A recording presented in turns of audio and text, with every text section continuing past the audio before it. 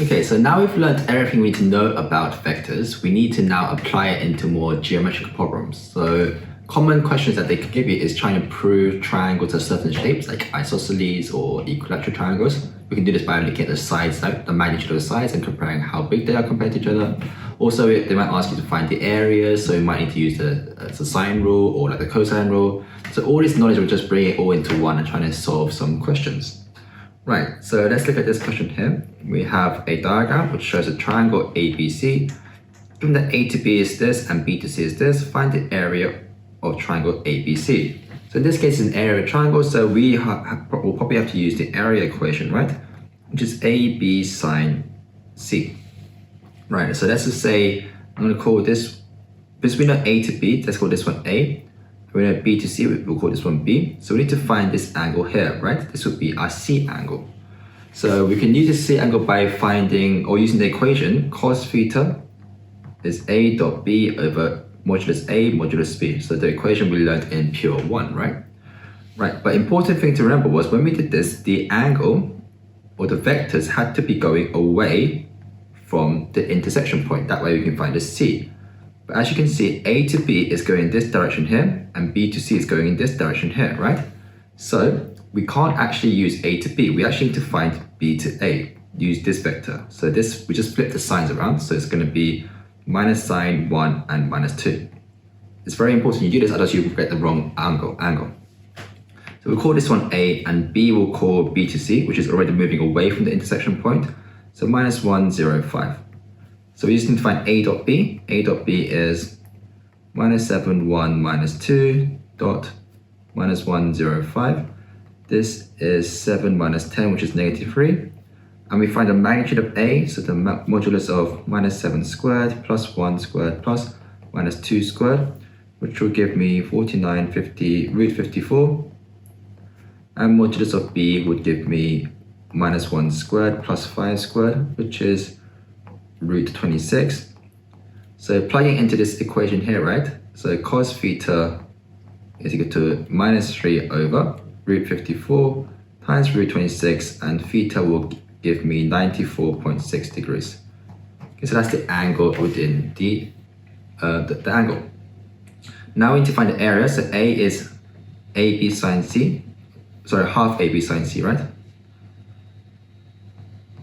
So it'll be half times root 54 times root 26 sine 94.6, and you get an area of 18.7.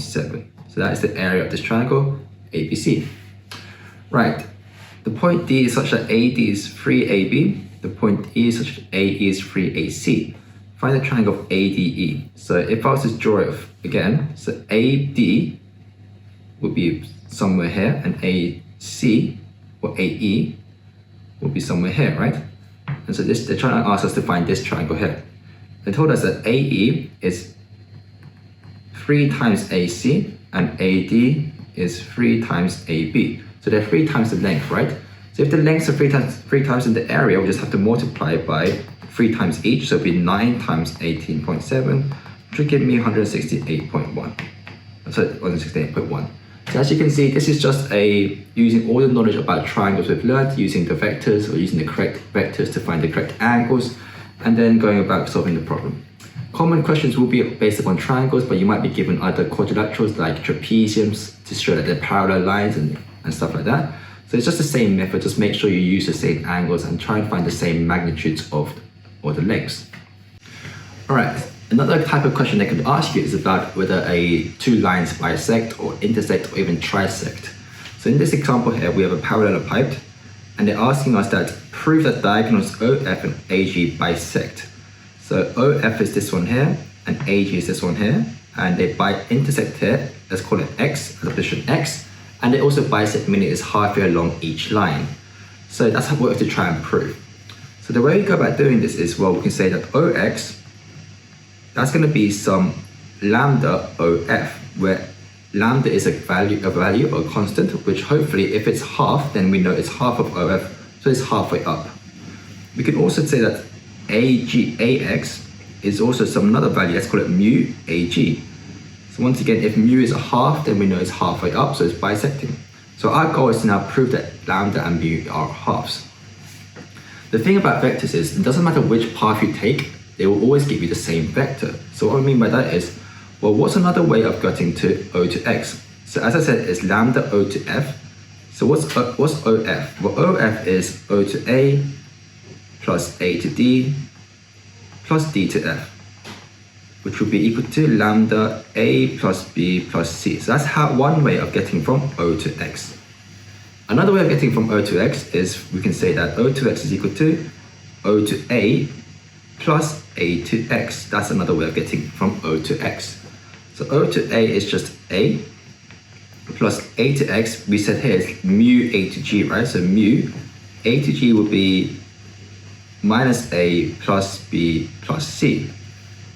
And now we found two different ways of getting from O to x. And as we said, it doesn't matter which way you take, they're going to always give you the same vector.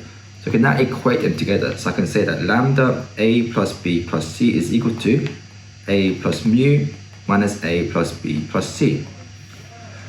We can now equate the coefficients because they're all independent, right? So if I look at the A coefficient, on the left-hand side I have lambda A plus minus mu, is equal to A plus minus mu A.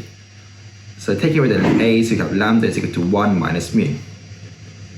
Looking at the B coefficients, I can say that lambda B is equal to mu B, so therefore lambda is equal to mu, which I can then plug into here, so I'll get lambda is equal to 1 minus lambda. So 2 lambda is 1, so therefore lambda is a half, and also mu is also a half like this. So we've proven that lambda and mu are both halves, which therefore suggests or proven that they actually bisect each other.